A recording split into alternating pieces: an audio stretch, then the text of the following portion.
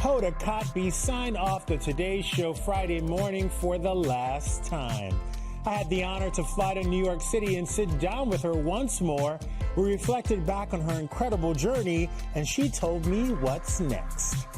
I've become who I am on this hour of this show, and you were there with me every step of the way.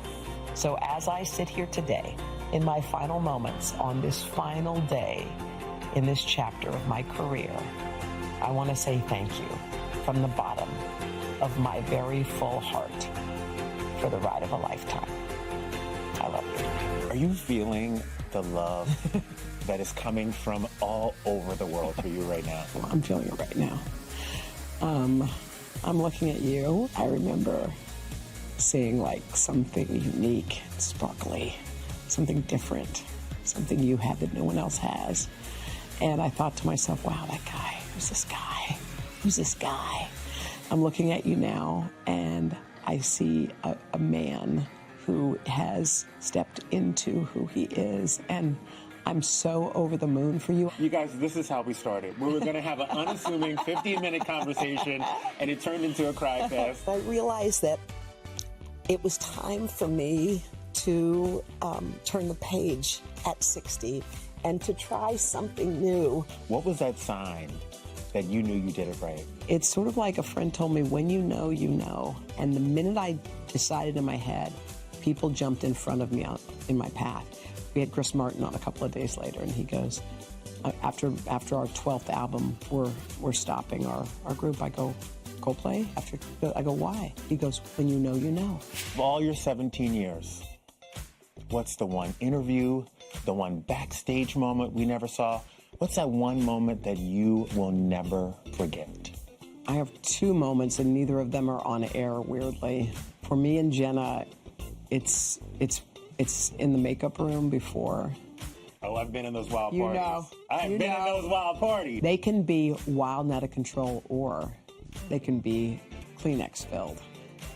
But it's the most real part of the day, and I treasure that. And between 6:45 and 7, which is when Savannah and I are on set, you have no idea the therapy session that can go on in 15 minutes. She always says, bring your issues and bring your tissues. And sometimes it's like 3, 2, wipe, go. Because that's when it comes out. Craig Melvin is the new anchor of the Today Show. You were literally made for this job. You are that kind of good.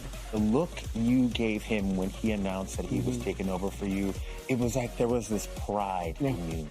I wanted it to be Craig.